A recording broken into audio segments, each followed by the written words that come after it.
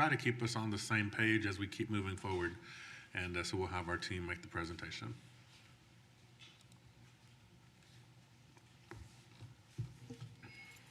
Good morning. Thank you all for being here. I'm Roxanne Douglas, Comptroller for the district. So we're going to just jump right in. The agenda today, we're going to be talking about a taxpayer impact statement, which is something new you may or may not be familiar with, but you will be shortly. We're going to talk about school consolidation, staffing updates, budget review, debt service defeasance, which Victor Quiroga will be here to present, and capital projects requests, which Karen will go over. So the taxpayer impact statement. With the recent House Bill 1522, it amended the Texas Open Meetings Act, which requires any time that we discuss or adopt a budget that we must include something called a taxpayer impact statement. And what it does, it shows the median valued homestead property compares to last year, and it kind of gives your taxpayer an idea of what their tax bill may appear. And again, it's the median value. And that is actually posted on the face of our webpage, and it's right down here, taxpayer impact statement. And it looks like this. You'll see last year the median homestead value, was $225, and remember we had a homestead exemption of $140. So the taxable median value was $85,000. Using the tax rate that we adopted last year is about $822. This upcoming year, based on our April appraised values that we just received from our CAD, we're looking at a median taxable of $89,000, slight increase to a tax bill of $861. These are all footnotes down here, disclosures. These numbers will be updated as we get better and better appraised values, more final values. July will get certified, August will get the August certified, so this will change as we get more solid values. So that is the taxpayer impact statement, which again, we're legally required to publish each time we have a public board meeting discussing a budget. So next, let's look at the school consolidations. We've been working with HR very closely, as she's been working very diligent to fill everybody's positions. This view is showing general fund only, and it is showing we had 353 FTEs in our budget with general fund at those 7 campuses. That dollar value equated to $21 million. So immediately when we began this budget process, those FTEs were cut and that budget was reduced. We have moved 316, and you'll see a difference, but we did have vacancies, so there weren't quite 353 people to find a job for. There were 316 employees. Once they were moved into the variety of campuses that they moved into, we are showing an over budget from the FTEs of about 75. If those were clean numbers today, we would add the budget to cover those shortages, which would cost around 7.7, but remember we cut 21, so we're still seeing an estimated net savings of about $13.4 million. And again, these numbers are always moving. People are retiring, resigning daily, and leveling will occur in the fall when HR works with all the campuses based on the enrollments, and then we'll really see how many FTEs we need to educate our students. So going on towards the budget review, we're going to talk about general fund, and we're going to talk about our current year first, where we are projecting where we're looking at. Right now, we are estimating an operating deficit of $16.4 million. Recall we had received tax disputes, so we actually are looking at putting money back into our fund balance of $11 million at the end of June, at the end of our fiscal year. You may notice there were some changes from last time, but as this year is moving on, we're getting better and better estimated for expenditures incurring and better estimated revenues that we hope to receive by June 30th. Let's talk about next year's budget. Okay, recall our last workshop President Charlie. as we presented. Excuse me, Roxanne, one second. Yes, When do you want questions at the end, questions as we go through slides? How do you want to do this? Yeah, I was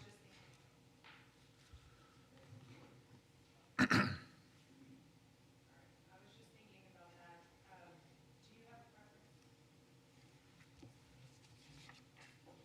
Ask away.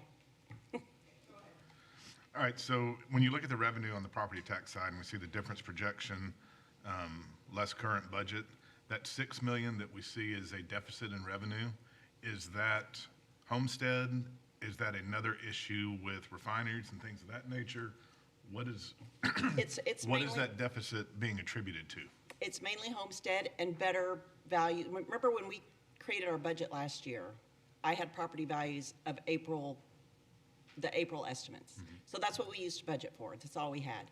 And we had no idea if the legislature was going to change the homestead. So yes, those property values, the taxable value of those property values definitely decreased. I don't know if he was coming here to tell me something.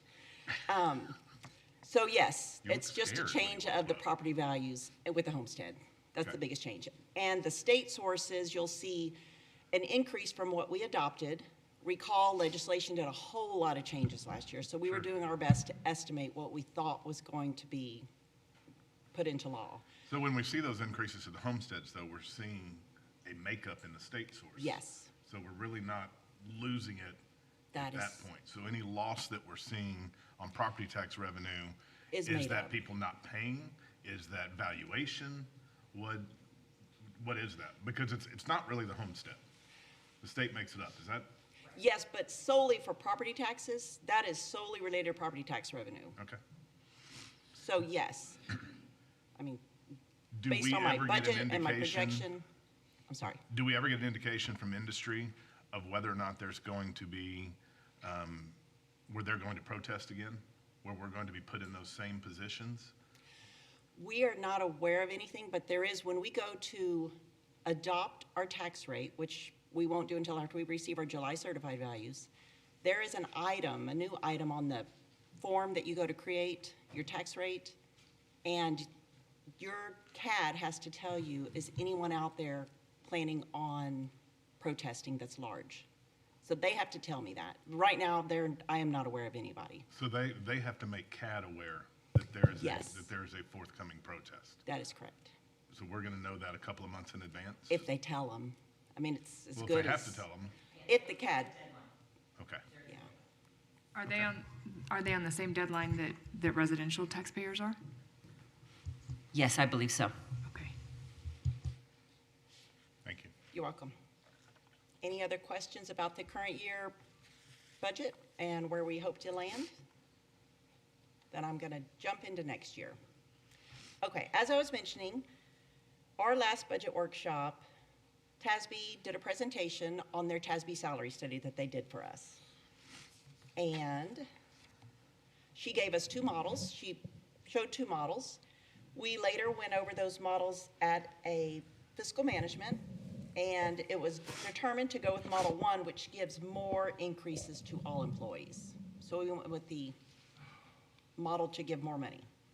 So in detail, with those models that TASB suggested, teachers will get a GPI, stands for general pay increase, of 1% of 680. Now that's the minimum amount. There's a lot more adjustments going on to teachers. There's equity adjustments in these years. We are also moving nurses, librarians, and instructional coaches from teacher salary schedule to the admin pay grade. So then the teacher salary scale remains to be pure for those instructing in the classroom. All of the pay grades, for the mid-max, they suggested we adjust all of those to align closer to market. The last time it was adjusted was 21-22. Administrator group will see a general pay increase of 1% of midpoint. There are adjustments to minimum as applicable, because as all of those mid-maxes are increasing, we have to ensure nobody is still below the minimum, the new adjusted minimum. So those increases have been accounted for. There are also pay equity adjustments included for those on the teacher career pathway, which include your diagnosticians, principals, assistant principals, counselors, and librarians. We are allowing to go over the max for employees to receive the full general pay increase. There's very few involved in that group. And maintenance employees. We were approached by the maintenance employees, and currently there's a group of about 120 employees certified in auxiliary that work 236 days a year. They would like to go back to 230 days a year, which they once were, in lieu of a raise. So we are going to decrease their days, but not give them the general pay increase. Their daily rate will actually increase because they'll be working fewer days, but getting the same amount of money as they received this year. At this Okay, point. go ahead. Okay. The maintenance employees, you said that they would like to do that. Was that by survey? How did y'all ascertain that they wanted to do that? Karen, would you like to address that? Yes, they went to the supervisor and they asked, the majority of them asked because they would rather have time in lieu of money. And they wanted to go back because they're missing the time during the breaks to be with their family. And so that was a consensus by them, and that was approached to us that they would like this in lieu of. So this is only for the maintenance. So where did the adjustments happen during, like, the week of Christmas, or how? Yes, there's some during Christmas and some during spring break. Okay, all right, thank you. Yeah, I was just curious, a couple of things. First off, on the nurses, librarian, and instructional coaches, if we're moving them off the teacher salary schedule to admin pay grade, is that going to affect any kind of certifications that they might have to have?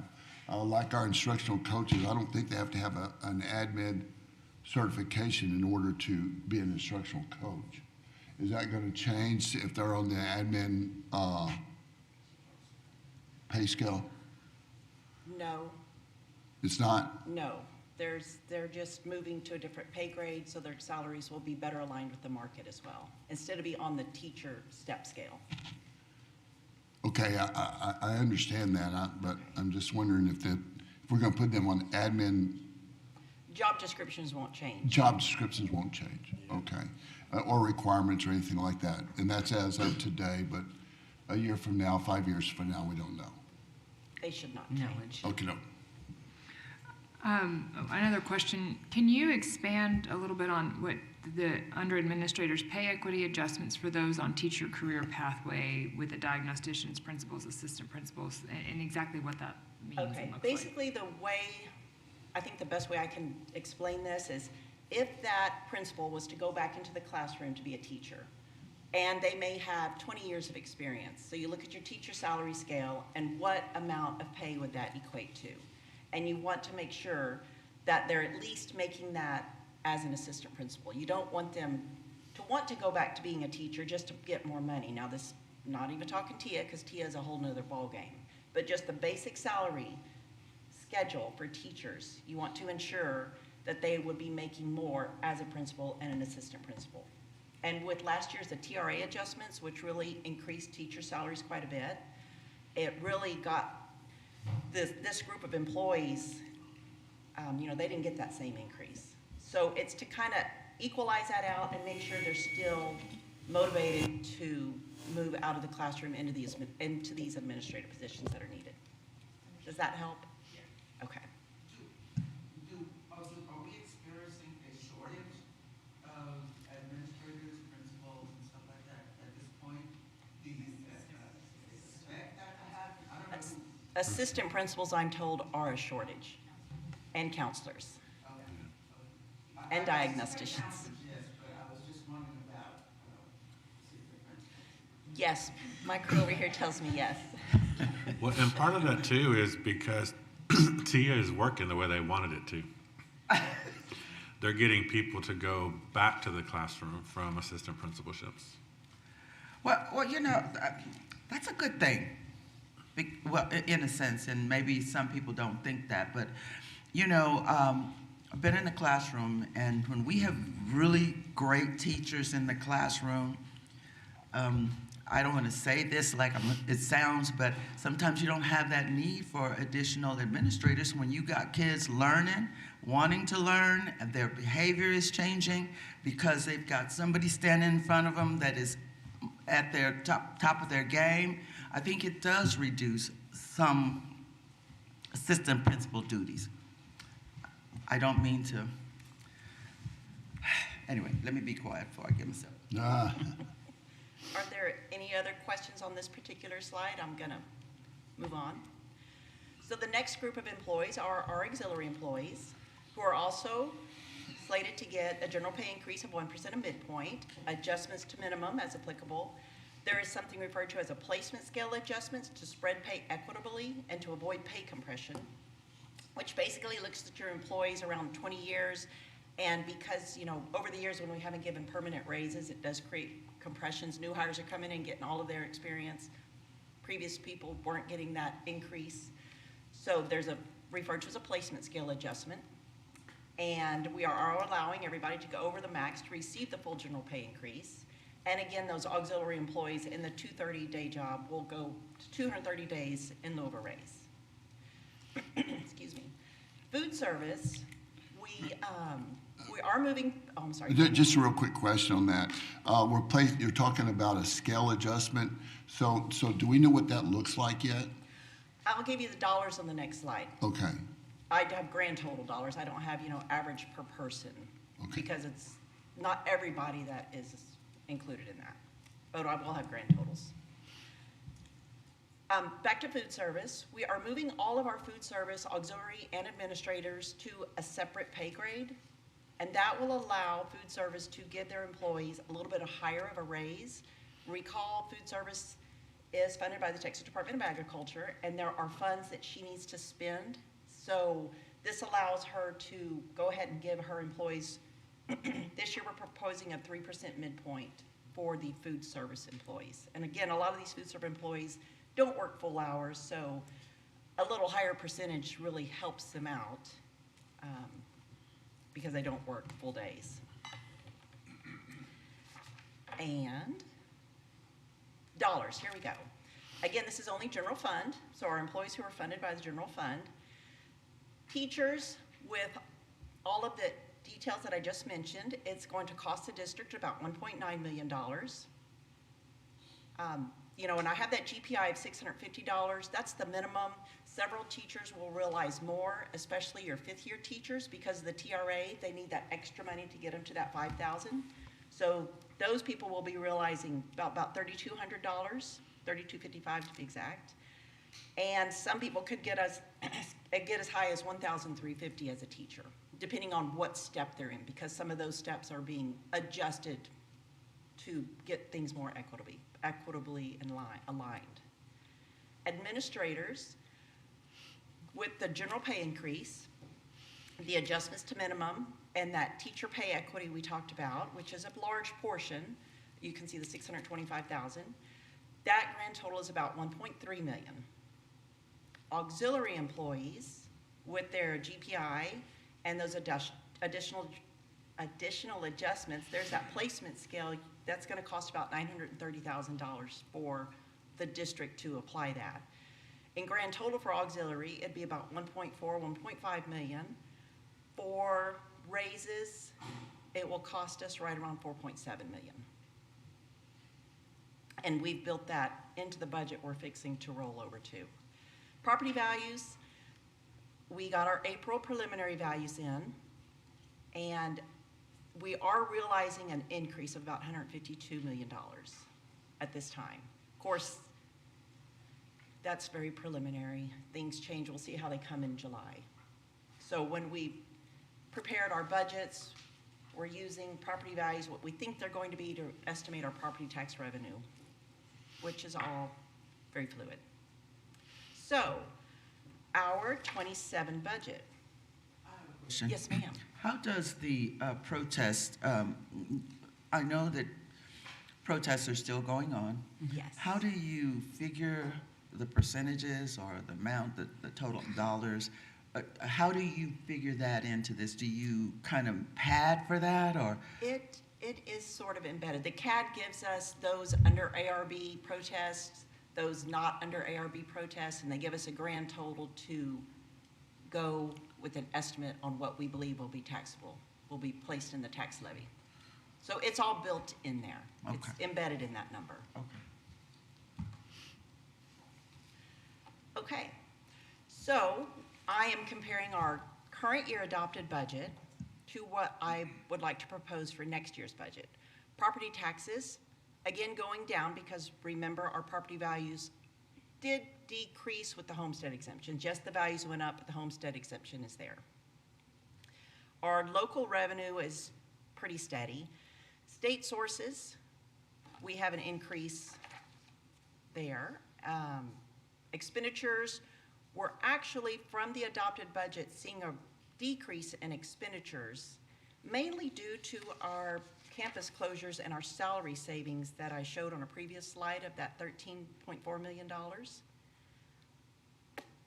Is there any questions on, so what that leaves us with is to propose to adopt a budget with a deficit still, unfortunately, of 2.7 million, but it is much better than the 21 million that we adopted last year. So we are seeing some gains and some betterments in a lot of areas. Do y'all have any questions on this? Yes, sir.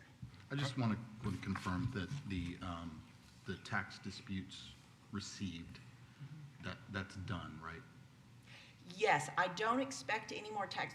They are going to go after another tax year, but I don't think it's going to be a whole lot of money. Okay. Not anywhere in this 27 million that we realized this past year. So, yeah, so this budget has Nothing- none of that included in it. That is correct. Thank you. That is correct.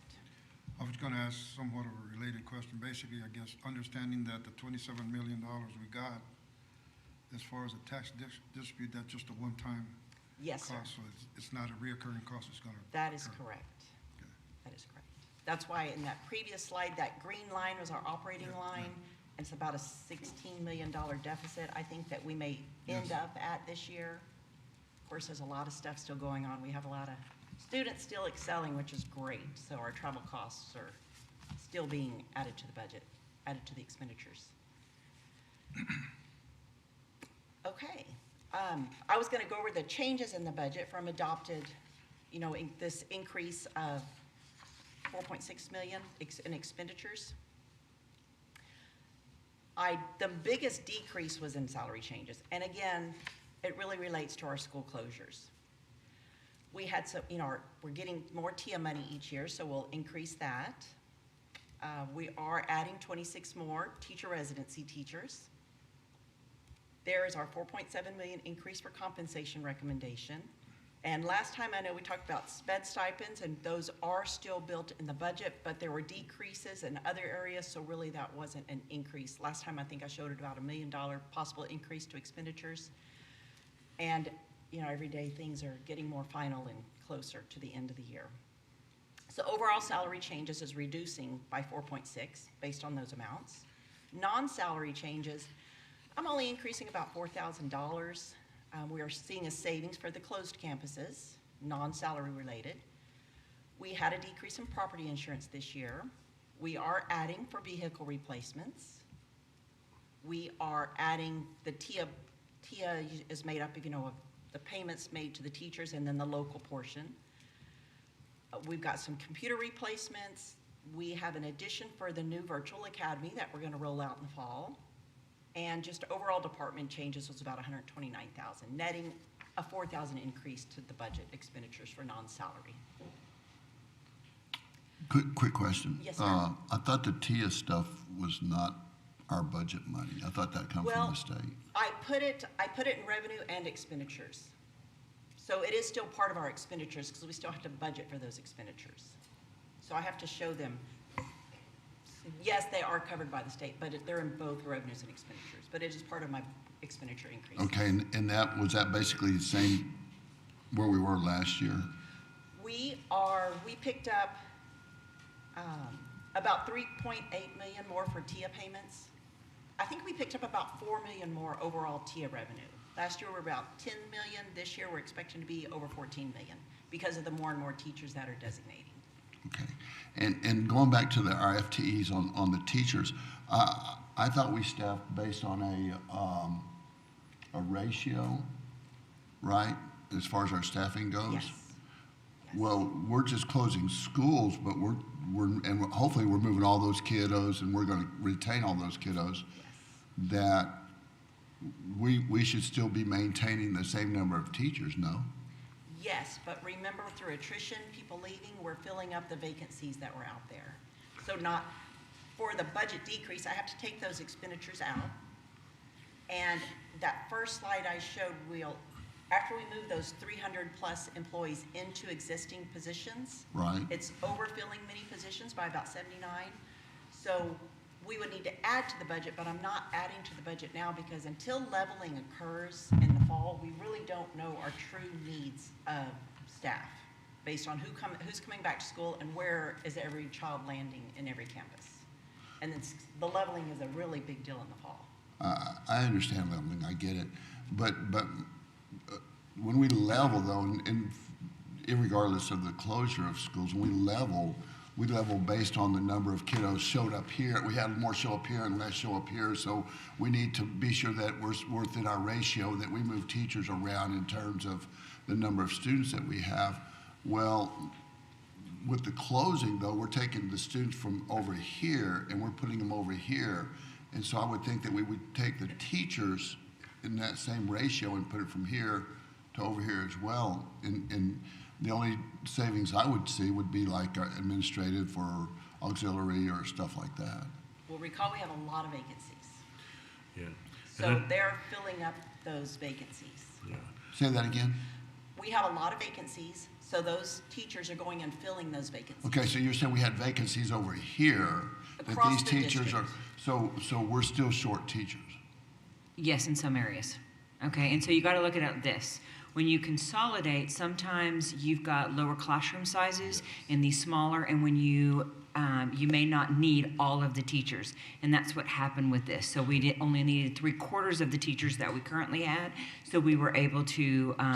So we're trying to reach instead of a 20, instead of 15 to 1 in our elementary No, school. no, so maybe nothing 22, changed. maybe 22 to 1 or Yes. something like that. Okay, we're just trying to meet that. Yes, so it all depends Use all on, of our we seats. just move the students over to the campus, Okay. which gives us our staff allocation Right. based on the number of students that are going to be at that school, and that's how we base the what we need for FTEs for teachers at those campuses.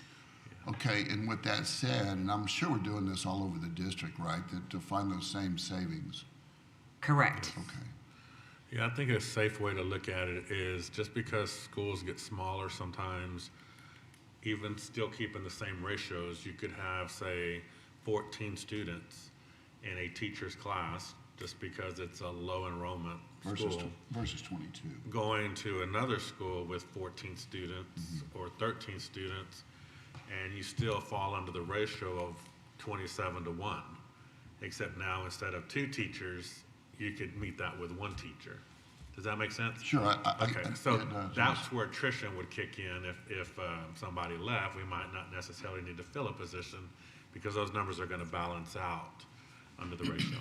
In addition, when we level in the fall, we've already got these teachers hired. So when we have these, we keep them on staff because Sure. you have a contract. So remember, we lost a lot of students in the very beginning, and in addition, our numbers are showing we're going to lose another 500. So that's what, even though we've lost some students, when you go into the new budget year, now that's when that takes into consideration, and so you see the attrition. And so we're able to attrition through the teachers not, resigning, and we're just not filling those positions. Does that make sense? Yeah. Okay. And that would follow through with the following year as well? Correct. Okay. Yeah, go ahead. It's clear as mud. I got it. I had a question on the virtual academy. Now, I know, I don't know anything. I think that we have, how many students are we planning for in the virtual academy? Is that a good question? It is a good question. Okay. I don't know the answer. Yeah.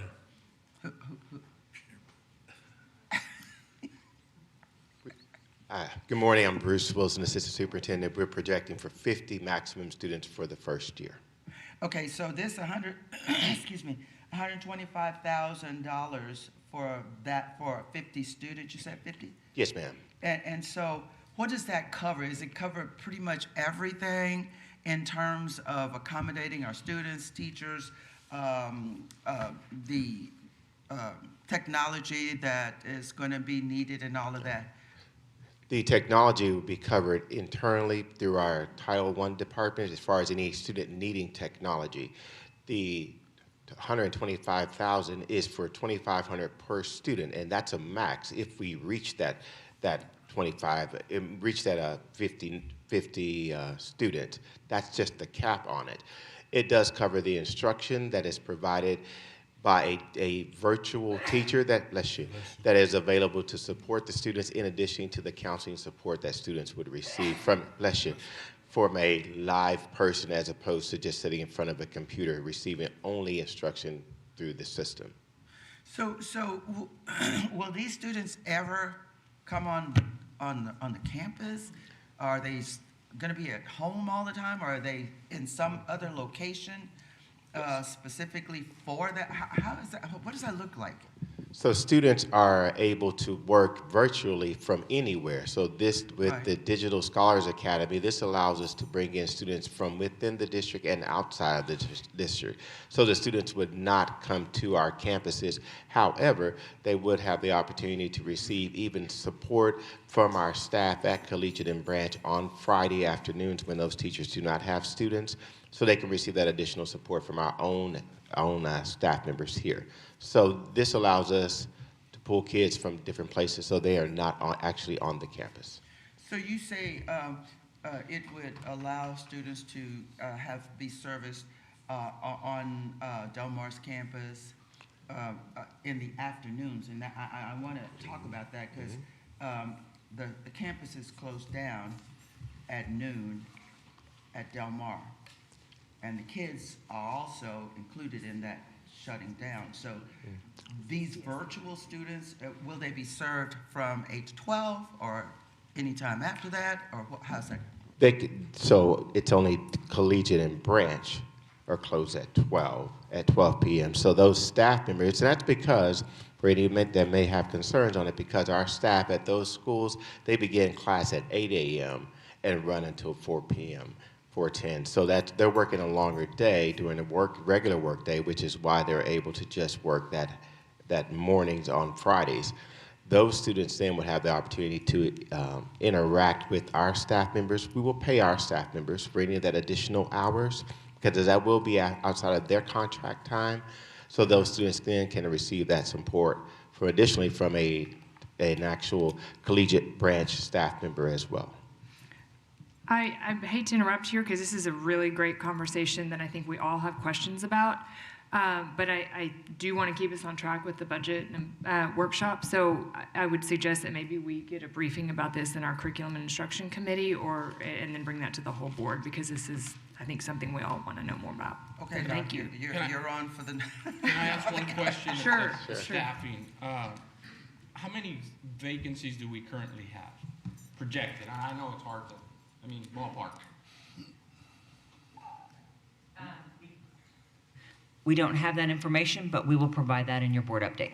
And I just need clarification on, historically, we've had approximately 100 vacancies, give or take, but we're looking at increasing FTEs for GT. We're looking at increasing additional 26. Why are we increasing FTEs when we can't?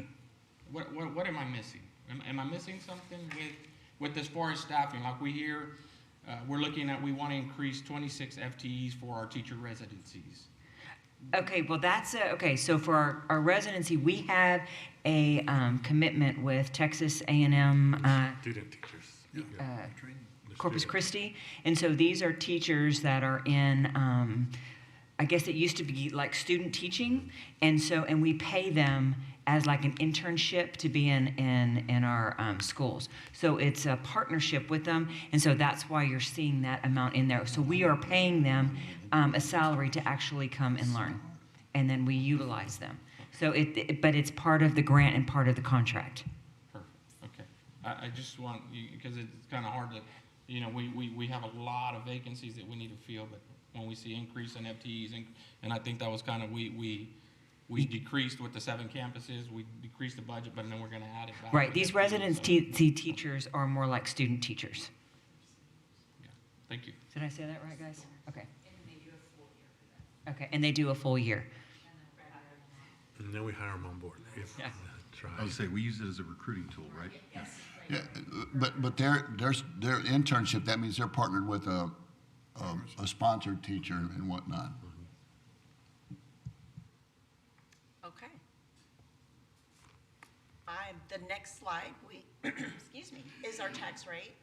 At this time, all of the numbers that you've seen are using the proposed tax rate of 0.9583, the same for M&O and same for INS as we had currently. Again, July certified values will come in. An official tax rate we will adopt in August based on how the calculations come in, but right now we don't know what the maximum compressed rate is with TEA, which comes again in August. So the best we can do is go with the same tax rate, because that's all we know at this time. Food service budget. I just want to really point out down here this excess fund balance that we talked about. Food service, as a requirement of the Texas Department of Agriculture, is required to maintain 6 months of their expenditures, which in this case would be 13.3 million. That's 6 months of this 26 total expenditure. And we are estimating their fund balance to end at $18 million. So they have an excess of $5.5 million, which is one of the reasons why also we're giving them a 3% raise to help Mary whittle down that excess fund balance. Debt service. We are looking at an excess fund balance. Roxanne. I'm sorry. Oh, yeah, go Don't ahead. make me sing. Their excess fund balance, is that a one-year accumulation? Has that been multiple years? It's been building over the years. And Okay. they've been written up. Mary has put a plan of action with the Texas Department of Agriculture. She's filed her plan of how she's going to spend that down. But our external auditors do write us up because we cannot maintain such a large fund balance in food service. So Mary has a action plan to get that down, and in addition to helping her out, giving a little bit higher raises. So if it's an accumulation and we're giving a raise based on that accumulation, are we concerned that we're going to not be able to sustain that raise because we're coming in and going, all right, you've got this much money, give raises? Or is the No. state just going to continue to funnel cash to our? There is no concern. Mary Okay. does a great job over there. Okay. And she's always gonna end up with a little more money. And Good for her. no, there's no concern at all. And those raises, because she does have a lot of employees, but they're not all full-time employees. That 3% may have come out to about $300,000 in total. Thank you. You're welcome. Debt service. Showing your revenues, what we hope to realize from property taxes and state sources. And our expenditures are simply our principal and interest payments plus any bond fees that we must pay. So we are looking at adding a little bit to fund balance this year of $187,000 because our revenues are showing to be a little in excess of our anticipated expenditures, which if you look down to the bottom of the slide, we have a very large fund balance in debt service, which is why Victor is going to talk to us in a little bit about using that money to defease some of our debt. We've been collecting plenty to pay our principal and interest payments. So the course of action is we're going to look to defease some of that debt with our excess fund balance, and he'll go into more of that. And any questions on debt service? Well, I Yes, have ma'am. a question on fund balance in general. Now, you showed fund balance for food services, and we're showing fund balance for this. Do we have fund balance for every, I guess, Every division? major fund, every fund. Like general fund, we have our fund balance. Yes. Food service, they stand alone. Okay. So in the overall budget, excuse me, is that a combined amount, or does it always remain separate? It remains separate, but if I think about our ACFR, our big financial book that we get audited and submit for awards every year, there is the government-wide balance sheet that combines everything. It's a little confusing, I know, but yes, they do stand alone on one balance sheet. On another balance sheet, they're combined. That's about the easiest Okay, I can explain and that's my question. Okay. At some point, somewhere, it is a combined total. Yes, ma'am. Okay, all right, thank you. Any other questions? Well, I think my work is done. If there's no more questions for me, I'm going to pass the torch to Victor. Thank y'all very much. Thank you.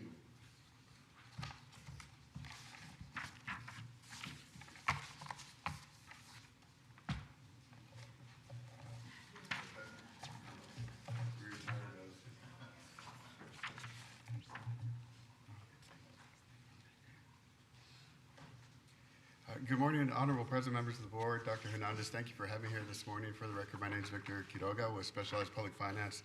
We have the honor of representing the district as your financial advisors. We're here to present to you a defeasance strategy on how to use those excess or INS tax fund balance that Ms. Douglas referred to.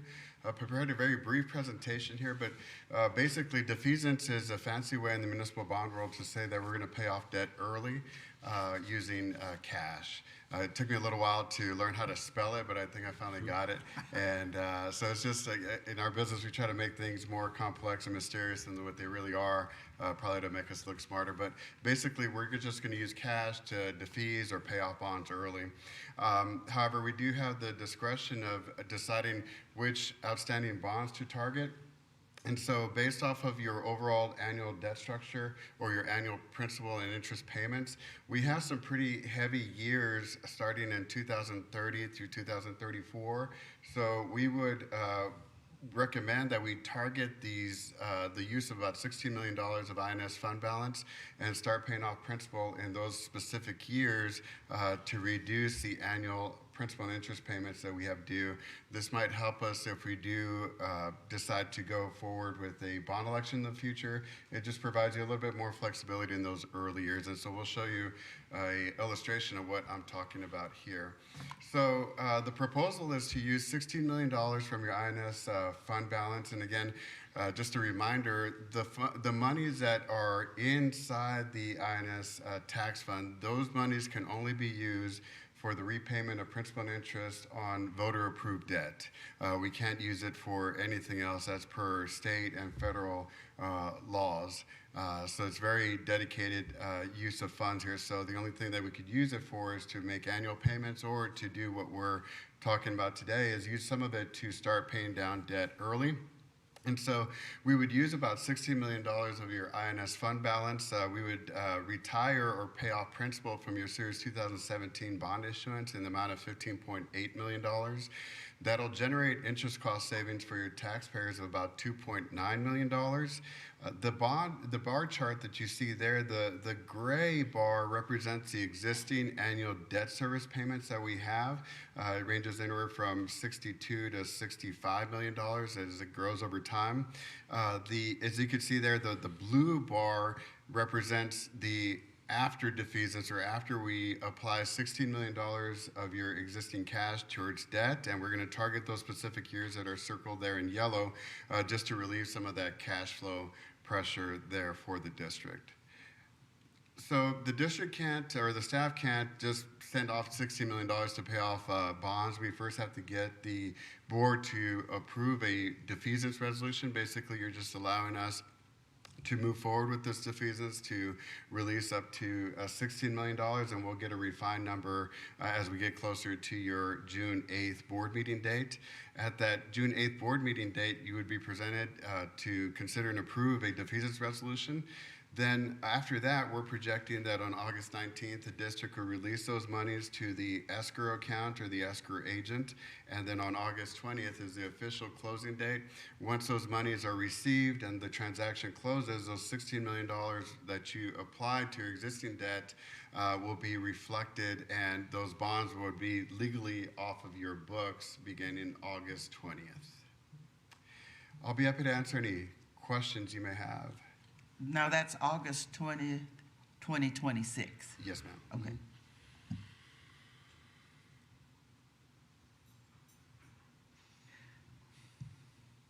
Well, it's always good to know that we're reducing our debt service. Yes, yes. You know, and I don't know why I thought that in the INS funds, we could use them in other ways, but it's strictly for bond debt. Well, any way we can, reduce the debt, that's always good for us.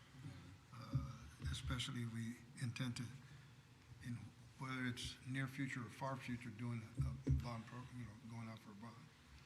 What would be, Victor, okay, so that's one way of reducing our debt. What does it look like? I know bonds across the state kind of were more successful this past year as far as passing in districts. If we were to increase even 1 or 2% tax rate if we floated a bond, would that be, one, would that be favorable, and two, would that help in our debt service? It would be favorable in that if you raise your INS tax rate, then you could have more bond capacity and generate more bond capacity, so you'll have more to work with your projects. So financially, it should be fine, and a 1 or 2 penny increase in your INS tax rate should not be negatively viewed from rating agencies or bond investors. The maximum you could have on your INS tax rate is 50 cents per $100 valuation.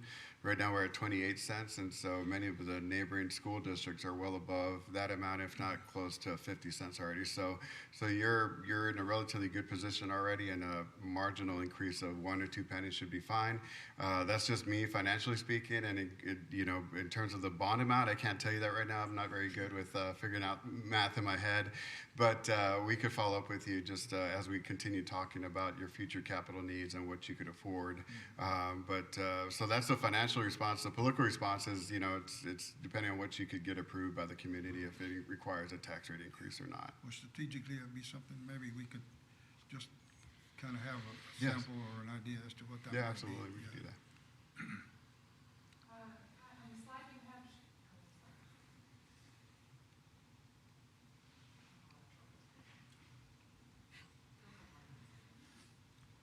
Your voice carries.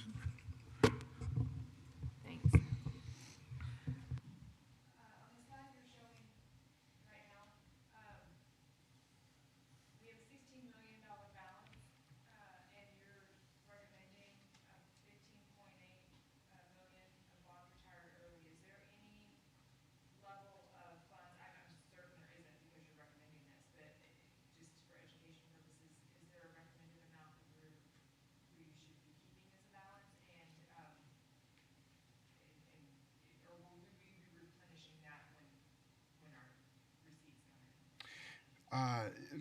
So this amount, your healthy fund balance in your INS account was developed over a long period of time, and the $16 million is a little bit less than what you have capacity to do in releasing those monies.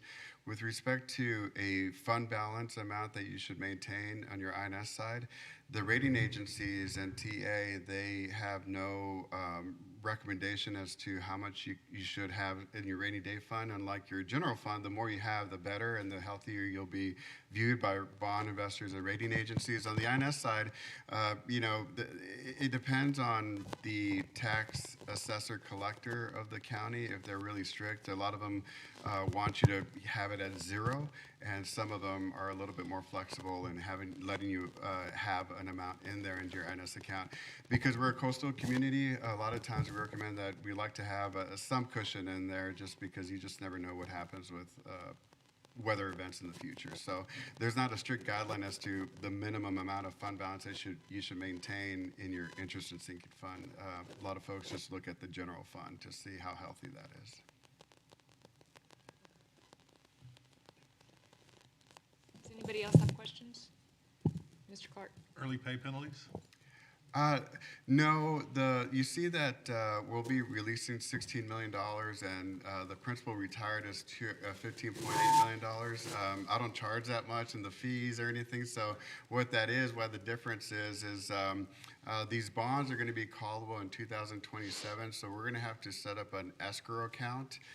When you release the monies and they receive it in that escrow account on August 20th, it's going to sit there for the next 12 to 13 months before those bonds from the Series 2017 issuance, we could legally release that over to the bondholders. So the difference there between the amount that you're releasing and the principal amount that you're paying off, the 15.8, that's the accrued interest that we need to pay up front in that escrow account, because the monies aren't actually going to be released to the bond investors who hold those Series 2017 bonds until August 15, 2027. So there's not a penalty per se, but that's just kind of the calculation of the math that we have to run, because those bonds aren't callable until 2027. So in a sense, that accrued interest that you have to come up with up front is technically a penalty, but there's no percentage penalty that's dictated in the bond documents that, or agreements that we have with the bond investors. Karen, do we lose earning power on the money that gets moved into an escrow account, or is there no earning power? There's going to be earnings in there. It's very limited to the principal, the coupons that we're paying, or the interest rate that we're paying on the 2017 issuance. It's 4% is what we're going to pay off. That's the interest rate. But however, right now, with when you set up an escrow account, it just doesn't sit there. By federal tax law, we have to invest in federal securities, and so the escrow account will be earning money while it's sitting there for the next 12 to 13 months. All the savings that I'm showing you here, that's net of all the costs and the interest earnings that we may or may not receive in that fund. So this is a net savings amount. So if we're reducing this debt, are we also increasing our borrowing capacity? Yes, sir. Moving forward? Yes, sir. Okay. Dumber of my questions. Our surrounding climate, is it going to affect our interest rate borrowing ability when we see that our ratings of the city and other areas are being diminished? Do we get dragged into that? Yes. Awesome. Thanks, council. Okay. That's all I've got, ma'am.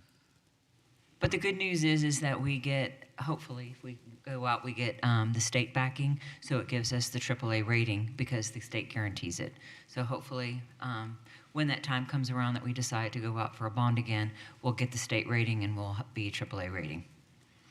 I'm glad Kara's more diplomatic than me, but that's exactly right. So the benefit of being a school district is we have access to permanent school fund guarantees. So with voted bonds, the state is actually backing our bonds, and that's why we're able to get the best interest rates possible. And basically what that means is that if we default or miss a payment, which no school district has ever done under the PSF program since it's been around since the late 80s, then they would pay for that principal and interest so that you're not in true technical default.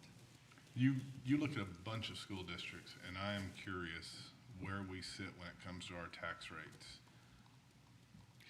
Your overall tax rate is pretty low, actually, at the 95 cents. Your debt service tax rate is relatively low as compared to the area here, where a lot of districts are nearing that 50-cent mark. But overall, we could get you a little list of see where of the 1,000 school districts out there where you land in terms of your tax rate.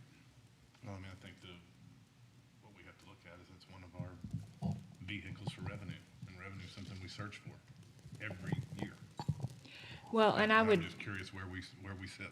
I agree with you, and I would add on to maybe, not necessarily all 1,000 of them, but just, whatever you guys think is the most comparable comparisons, both in our surrounding communities and our communities of our size and demographics that we could point to.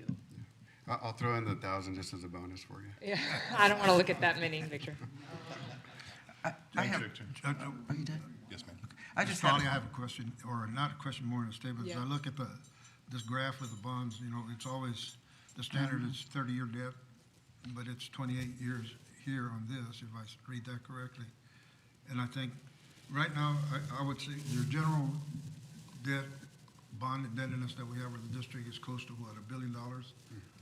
Less than that, yes. So we're looking to really show the community that we're not only being frugal about the needs for our students and the community, but also our debt service and working and bringing that down. And I really think that we need to do a really good marketing job to let the community know. We work we're working on the stewardship of the financial responsibilities as a board, and I think, first of all, the bonds that we've done in the schools and the things that we've brought forth over the last 20 years has been tremendous.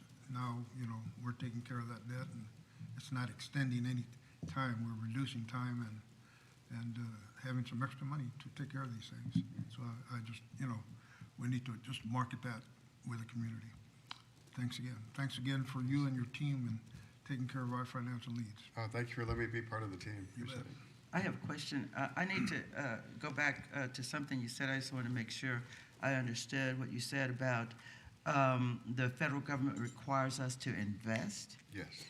to take our money and invest. So whenever these bonds have a tax exempt status, and so whenever you have issued tax exempt bonds, the IRS puts a lot of focus and regulation scrutiny on those bonds because in their eyes they're foregoing or losing quote unquote federal revenue. And so because of that, there's a lot of restrictions whenever we issue tax exempt bonds like school districts do. And so when you issued bonds, you already took care of the projects that you told the voters you're going to take care of, and then you're in this position where we have extra cash and we want to pay off bonds. But that call date on that specific bond issuance, like here in the 2017 bond issuance, it's not callable until August 15, 2017. 27, I'm sorry. You could still still pay those bonds off, but you have to set up an escrow account until you deposit that money on August 20th, 2026, but the bonds are going to be released, or those monies are going to be released to existing 2017 bondholders until a year later. If you do that under the regulations, we have to make sure that that escrow fund where that money is sitting, the $60 million, is earning interest, basically. And so the easiest way to do that is to buy federal securities because they're highly rated and pretty safe. And so that's typically the route that we take to make sure that you're being good stewards of taxpayer monies. And so the IRS kind of enforces that you know, we have to invest that escrow account. That's a really long way of saying that we pretty much are required to do so. So when you buy the securities, that's an investment, right? Correct.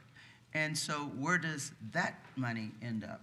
So it's going to stay in the escrow account. And so when we ran these numbers here, and you're seeing the net savings of $2.9 million, we're already taking into account that we're investing that money and we're putting that towards the payment of the 2017 issuance.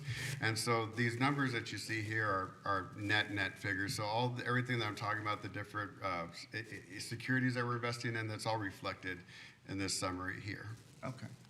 Well, that makes sense. I'd like to just real quickly follow up on Mr. Adelondo's comments, and this is not for you, really more for staff and really more for Leanne, but I think June 8th, you know, we need to have, you know, press release or something ready. You know, we haven't done it in a long time as far as like what happened at this board meeting or whatever, that we really need to be able to inform and educate the community on all the good things that we're doing financially, right? I mean, I think the view or the perception for a long time has been, hey, you know, your budget, this, that, you know. I think we need to show the steps that we've been taking, you know, as a board and as a district. I think everybody's doing a great job of getting us where we need to be, and again, for the future, really getting the community, you know, involved and educated. Very good point. Agreed. Does anybody else have questions for Victor? Well, thank you for having me. Yeah, Appreciate thank it. Good you. to see everybody.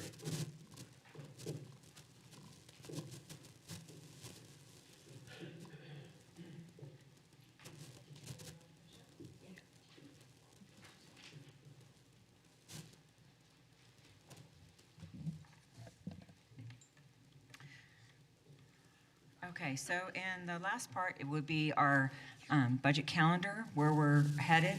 Now, by the 22nd, we do have to publish this in the paper to have a public meeting to discuss the budget and proposed tax rate, which would occur on the 8th of June. And at the June meeting, we do have a fiscal management meeting on the 27th. But like I said, we have to get this to the paper by the 22nd in order to post for our June 8th meeting.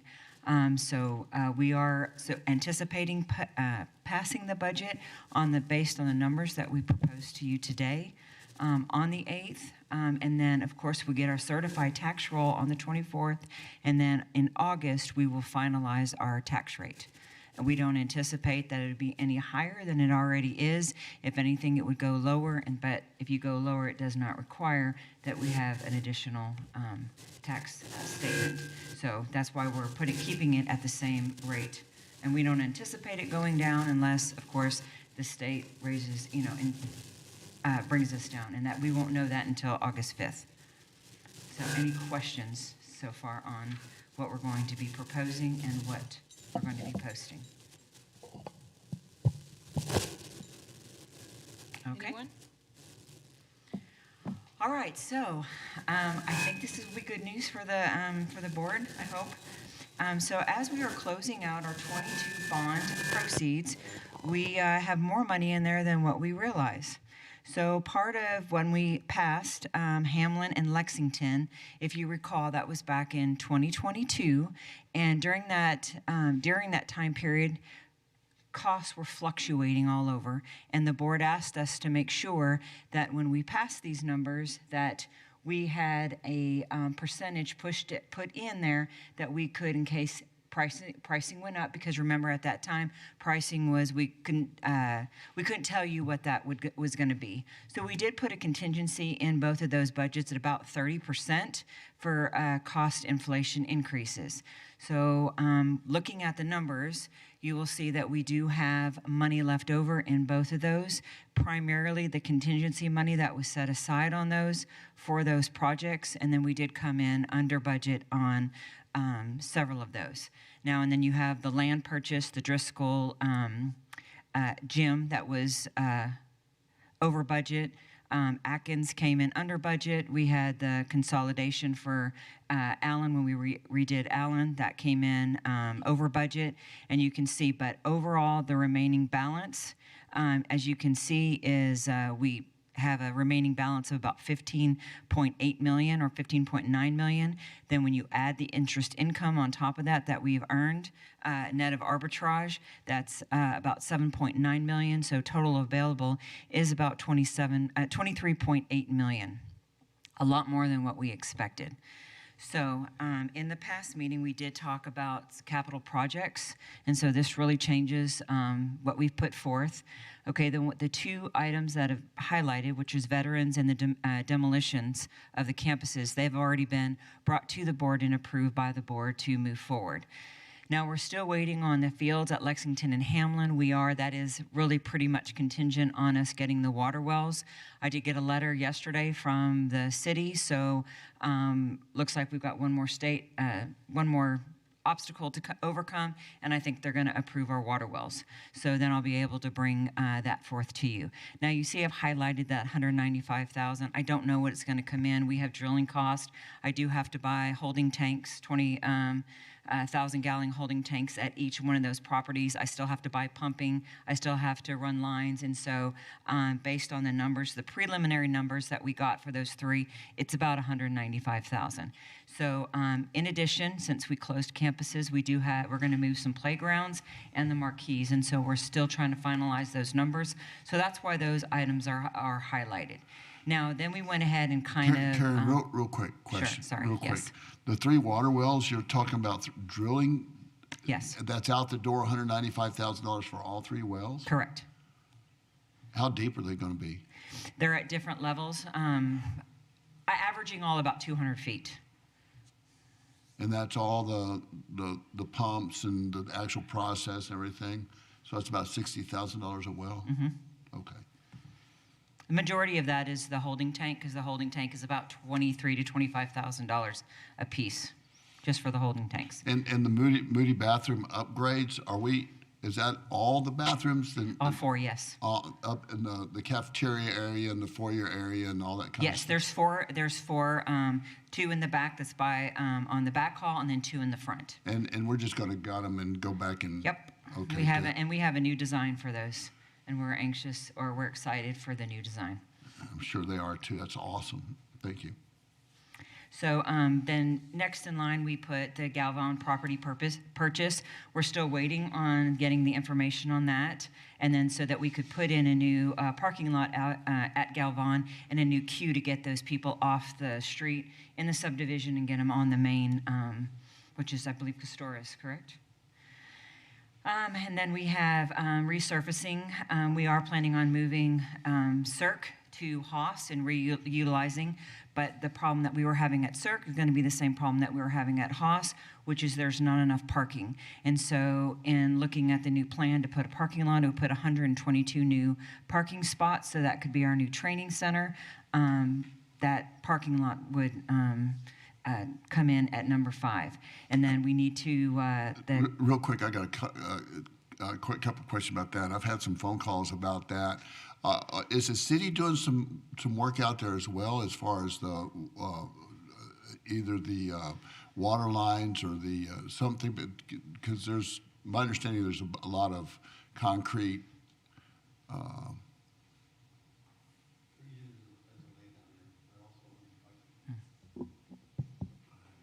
City's using tying in the William Force Main project back to the reclamation plant, the OSO water treatment plant. Right. So they're utilizing their easement from Woodlawn property all the way through Haas. So it's going all the way down the property and tying into the street. All the way to And is that SPID. going to affect our parking lot stuff or anything No. like that? No. Okay. Also, I've had some calls about the football field out there. Is that going to be torn up, or is that? No, that'll stay. And they're replacing track and all the long jump bits and everything too. Okay. Why? We already have everything open to the public, so we like to kind of keep it that way for middle schools. No, we are not. They will be replacing it. The city's already replacing it. Oh, the They're city- putting it back. So they tore it up, and now they're going Yes. to fix it. Yes. Yeah, Fix that was it back. that was a project that we did that utilized an easement around, and so the city's just the contractor's putting it back to how it was. I just wanted to touch base on that, so it could be And informative. that was done before. Right, right. And the parking lot is that's going to be adequate for what we need to have happen and whatnot. And I'm assuming that we're changing the CERT over to Haas because it's just a better facility. We added a whole wing there, 3 or 4 years ago, and new furniture and everything about that. Okay, thank you. And I just had one follow-up to the Moody. I know we discussed in our committee meeting a couple of times, locker room, dressing room area at Moody. There was Right. 2 leaks that we were going to assess. Has that been? For as far as the locker rooms, no. At this point, I just did the bathrooms. No, I know, but have we looked into? Not yet, I have not. Okay. Because I wasn't aware of this additional funding, so, anyway, and then moving on, so we also have the Dawson parking lot extension.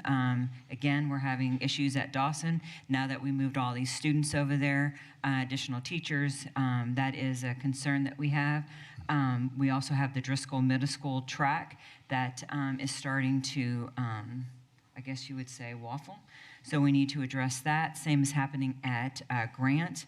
And then we had Galvan. One of the things at Galvan was the enclosure to enclose the building as you walk out to the it's not fine arts, but it's the arts facility. And so the kids were walking outside, and one of the things was to enclose that for safety reasons so that the kids weren't out of the elements, and also it was tied to the building because the restrooms are inside the building. There's no restrooms inside there that other little facility, so that would keep our... Don't we have kiddos that are going out there to portables still under covered breezeways and stuff? Yes, but We I have, believe like, those are being used for... Our special ed kiddos are out there, right? So the whole plan there is to put them into the building. All the kids? Yeah, and use that for like specials. We can double check again, but Is there room for, offices are in the portables. is there room for bringing the students back into the building? Oh, they're not in portables.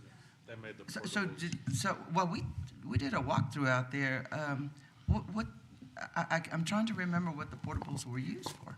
So that was used for Auxiliary. adults, yes. No, Okay. like we had the police out there. We had some of the, Oh, yes. yes, sped staff, like Okay, the that's what I speech thought. and the diet, yeah. So it's- will that remain? Yes. Okay, all right, thank you.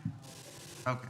Will there be any kind of maintenance to those portables? We have been doing maintenance, like we redid a lot of that roofing. We've already completed those tasks. We did a walkthrough just to make sure what needed to be done. I also believe that the walkway going up needed some work, so we got that done. And we still have several items that we're going to be doing over the summer to make sure that everything is, yes, our goal is to have everything complete before school. Because we're going to be right at like 91, 92% of capacity of that campus, right? Mm-hmm. It's going to be full. And then the last one was the Colda parking lot addition. As you know, we have a lot of issues at Colda because there's a lot of trying to get the traffic off of Ennis, is it Rodfield? Rodfield. Or Ennis Jocelyn?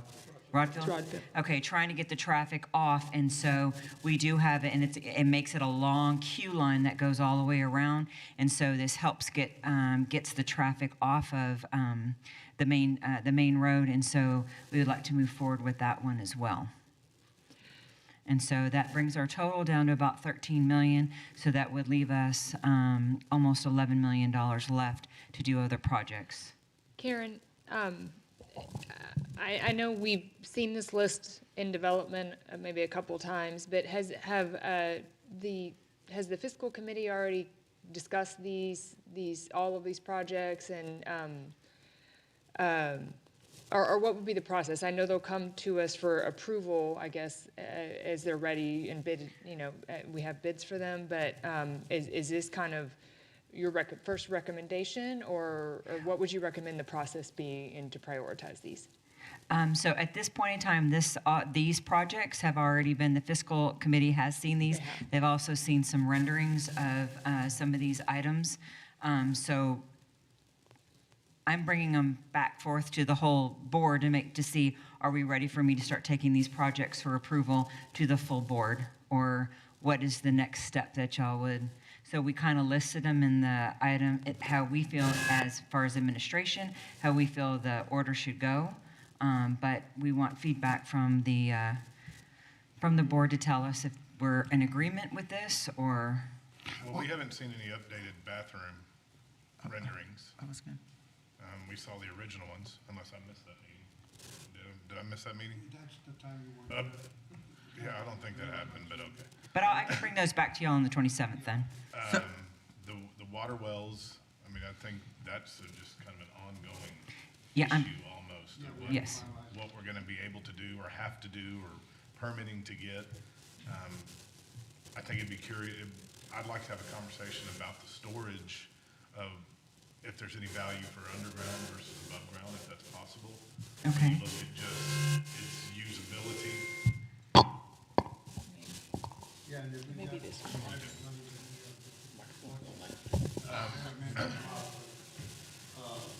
the locker rooms and some of the issues there need to kind of be looked at. And I don't think it's something major, but then I think it's some plumbing issues that need to be addressed as far as some leaks and things. And we had talked about that, not necessarily in the finance committee, but as we started looking at our facilities as consolidation and closures. I know at one time we had King High School also having some other issues, and that's not been brought back to us. Right. I haven't, like I said, we just discovered this additional funding. This is all we've talked about. Yeah. So I would, I wasn't going to add anything to this list without first bringing it to fiscal first. Yeah, Yeah, and to I kind of do- respond a little bit to Ms. Trolley's, that as far as the finance committee, we've looked at, I would say, almost 99% of these things, not to decide and recommend, but at least to begin looking at things that we need to address.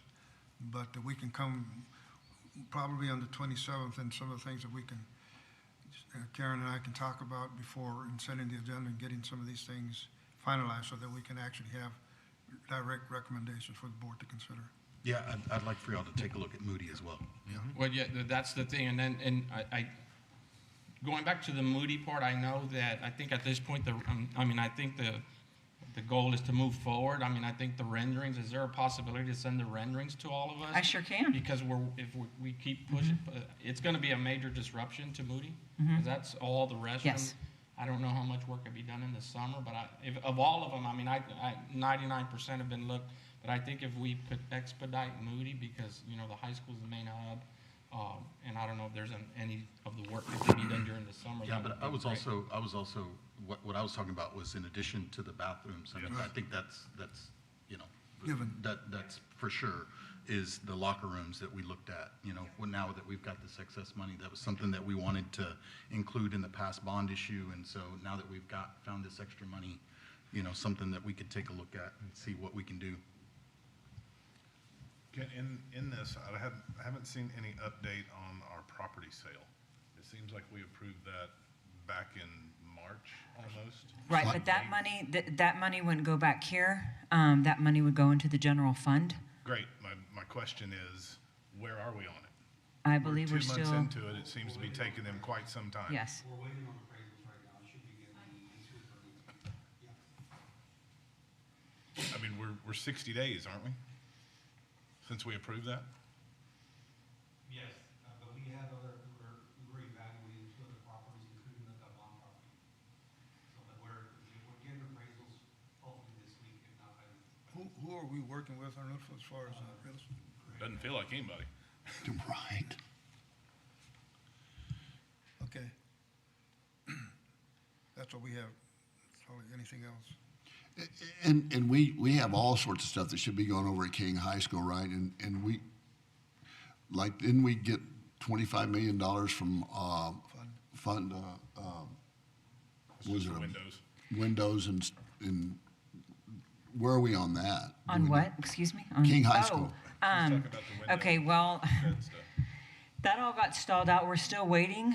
FEMA is still, because FEMA was put on hold, we're still waiting for approval to move forward. And so all that is in bureaucratic red tape right now. So we're in a holding pattern with that. But it's nothing to do with us. No. It's somebody up the chain. Correct. Okay. And it's not really dollars we can use to do Right, something. right. And so a lot of this stuff was on a list that we've been discussing for the last 18 months or so. And I'm assuming this is going to relieve some of our budget money that we were going to use budget money to do this. Because if we hadn't had this, It was all debt money. I mean, it was all bond money.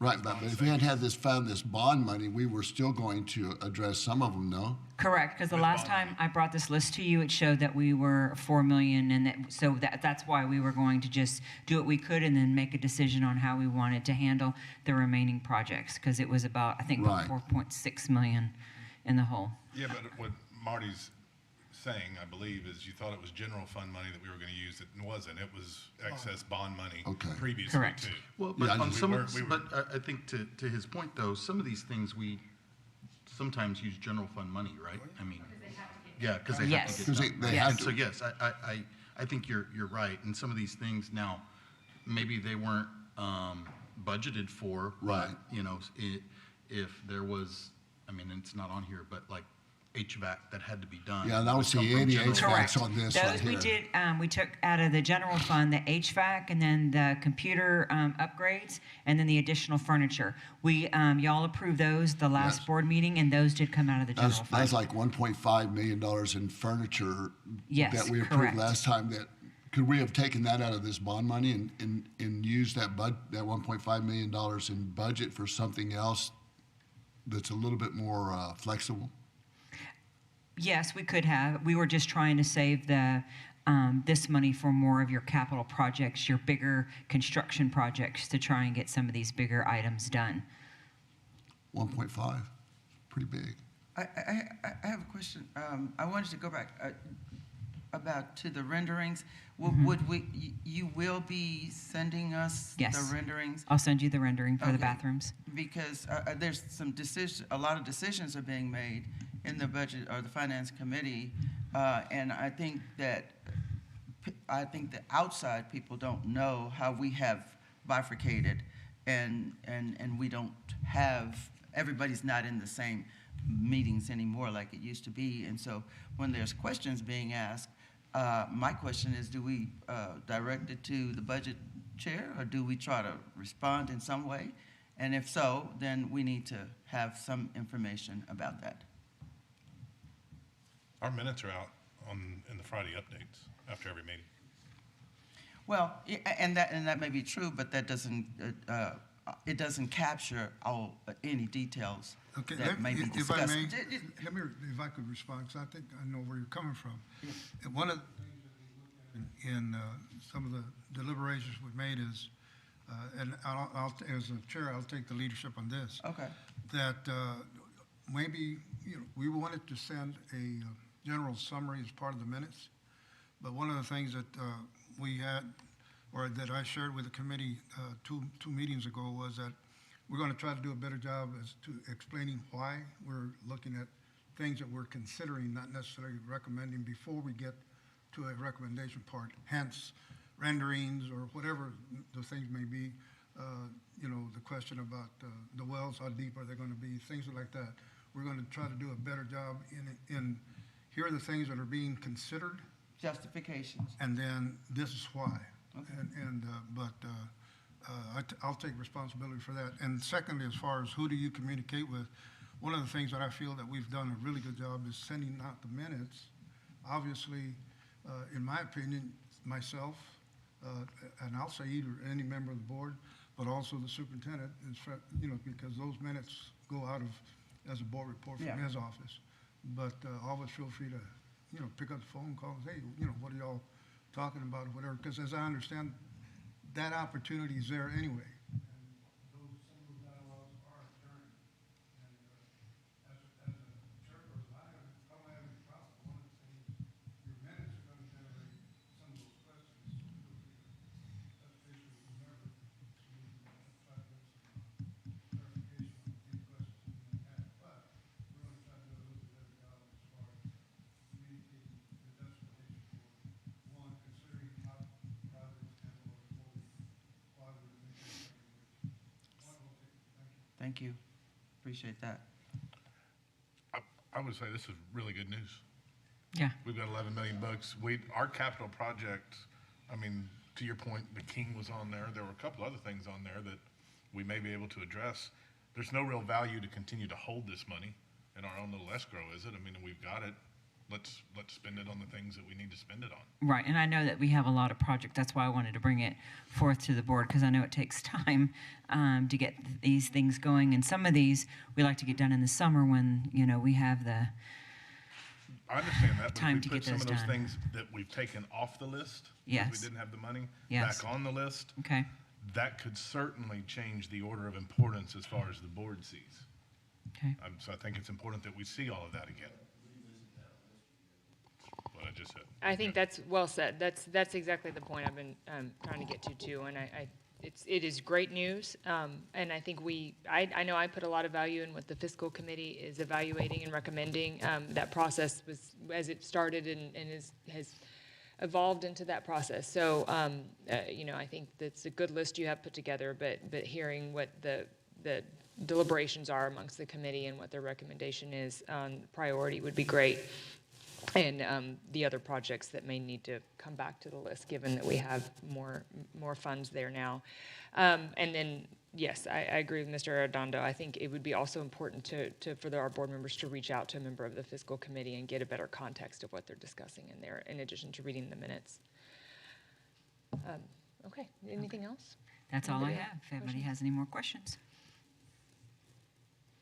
Anybody have any questions on any other part of the presentation before we adjourn? It's really good news. Oh, Mr. Bell? Yeah, I just wanted to kind of double check and be sure I understand what we're looking at on our budget. in terms of pay raises for our employees. And it's just circling back that we're looking at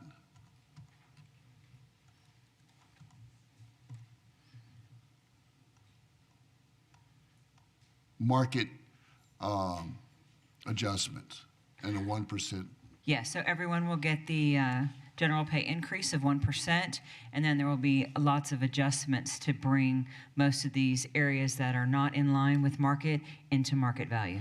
And we're basing our market value on TASB, correct? Correct. Okay. And are we doing that market adjustment based on surrounding districts or districts alike ours? There's a combination of both. So when we look at certain areas, they look at local, and then certain like admin positions, they have to go out and look at our comparison districts, because you would look at it in that context. So some pay areas like your teacher pay and some of your auxiliary, those are all going to be local, what your local share is, and then some of your other like administrative and higher, that's going to be in comparison market to higher districts that serve as many campuses as that you're.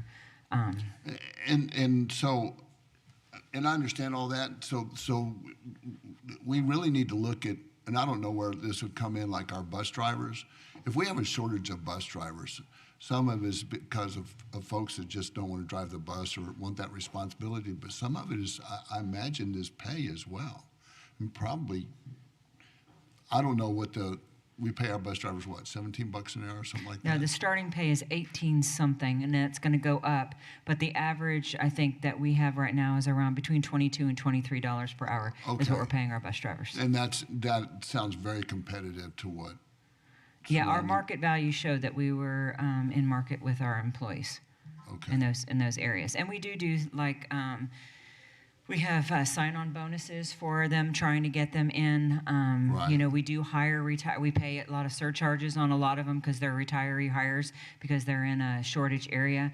But it's not just Corpus Christi. No, yeah, I know it's across the state of. It's actually across the it's nation. US, Yes. Yeah, I get it.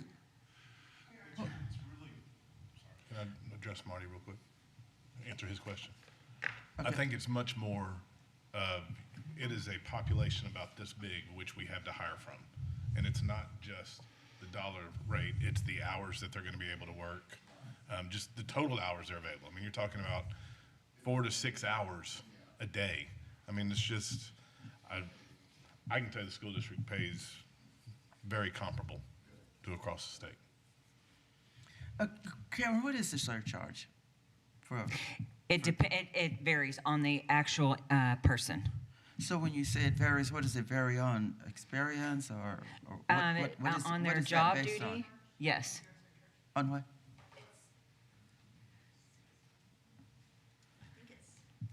The current surcharge, I believe, is 16.5%, and if they take insurance from TRS, it's a flat amount of $535 a month.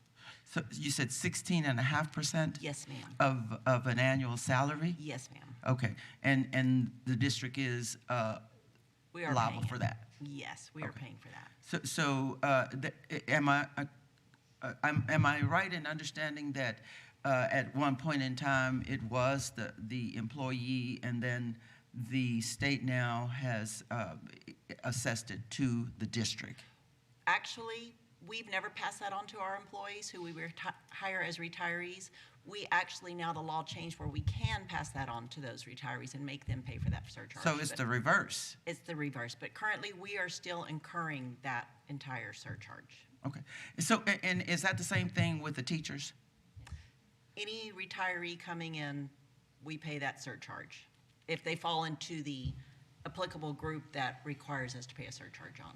Okay, all right, thank you. So if somebody, a teacher retired, and they said, hey, I'll pay the 16.5% because I just love teaching so much, and our district could say, okay, we'll do that, or we just don't, unless it's a high needs with special ed, what are the other high needs? Right now, we're only doing special ed, bilingual, and I think those are the only two areas, and then, of course, bus drivers. Bus drivers, special ed, and bilingual. It used to be what, math and science, or?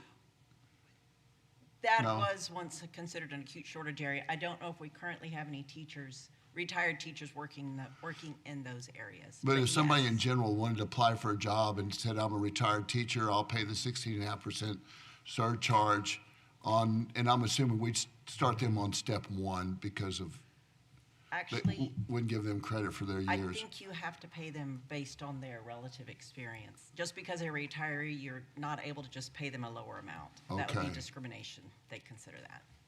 Okay. And we don't, that's something that we haven't really looked at, saying, hey, well, you can come work for us, but we're going to take 16.5% of your salary, and it was because they're still going to draw their TRS, right? Yes. I mean, and then they would be eligible for TIA, I'm assuming. I don't know if a retiree. If they're a full-time Yes, teacher, yes, yeah, they yes. would be all of a sudden you have a Which teacher that. increases that surcharge. If they Yeah, get well, the I mean, TIA.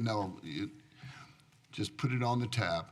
But yeah, so that's something that we've never really experienced or not experienced, but looked at, That's true. We have not explored that. We pay it up front. But now this past year, I think it's flip-flopped a few times, but right Right. now we are legally allowed to pass that on to the retiree, but we chose not to this fiscal year. We're still paying for all retiree surcharges. Because the ones that we're hiring, we absolutely need. Right. Well, sounds like we need a lot of them. I mean, we have some vacancies. That'd be something I think we should.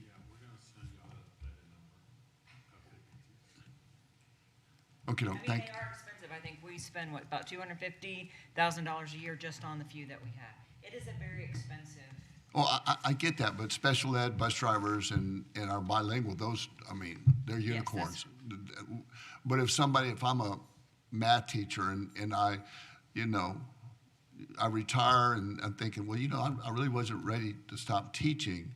And yeah, you can take 16.5% of my salary and let me come back and still draw my TRS. And oh, by the way, a year later I get on TIA, I'm making some really good money, even at 16.5% of my surcharge. And you know what? The district benefits from having a veteran teacher in the classroom. Yeah, we have, so, I mean, I think your question is, do we do retire, rehire? We do have several. And that's mainly because they've been in hard-to-fill positions, math, science. So yeah, they're retired and they've been rehired. And it's not something that we actively, We don't put it out there seeking retirees. If they apply and they get interviewed and the principals recommend them and it's a high-need area, we hire them. So it would be a good idea if individually we know of people who are good teachers and are retired and we have a need for them, that we can chase them. Of course, yes. And just so you know, but if we have, so say we're hiring a teacher and there are like 3 teachers available and one of them is retired and the other 2 aren't, we're going to pick the ones that aren't retired over the retiree just because you have Well, of course, I capacity mean, for those. I understand that, but I know quite some years ago when this first came back with this retiree hire thing, I want to say that the surcharge was something like 30%, and I'm talking 20 some odd years ago, but no. No. It's not been that high. It's not been that high? Okay. Well, the other issue that I know of is that it was negotiated where the employee paid part and the district paid part, if that could also be. Yes, that law has Finished. flip-flopped a couple of times. Oh, okay. It has. All right. Because when they first started all that, and then you had to retire by a certain year, and they put all these things in, and then you could pass, and then TRS came back and said, no, that you have to absorb the cost to Right. try and keep teachers, because I think there was an influx of people retiring just to come back and work. And so that's when TRS said that, no, you can't. have to pay $10,000 a year for your surcharge. You're still going to make $50,000 on top of your TRS, and we get a veteran teacher in the classroom. Well, we can definitely take a look at that. That wasn't at this point in time, it wasn't something that we were looking at, but we can definitely go back and let us take a look at that and bring that back I to the think board. it'd be worth looking at.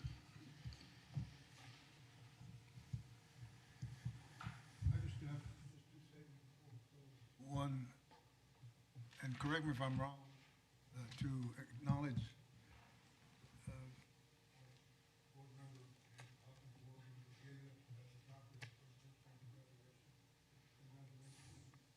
Ms. Hawkins. And then I think we also have another doctorate in the house. That is Ms. Kelsey Morris. Congratulations. I saw that on Facebook. Sometimes these people that education is a lifetime.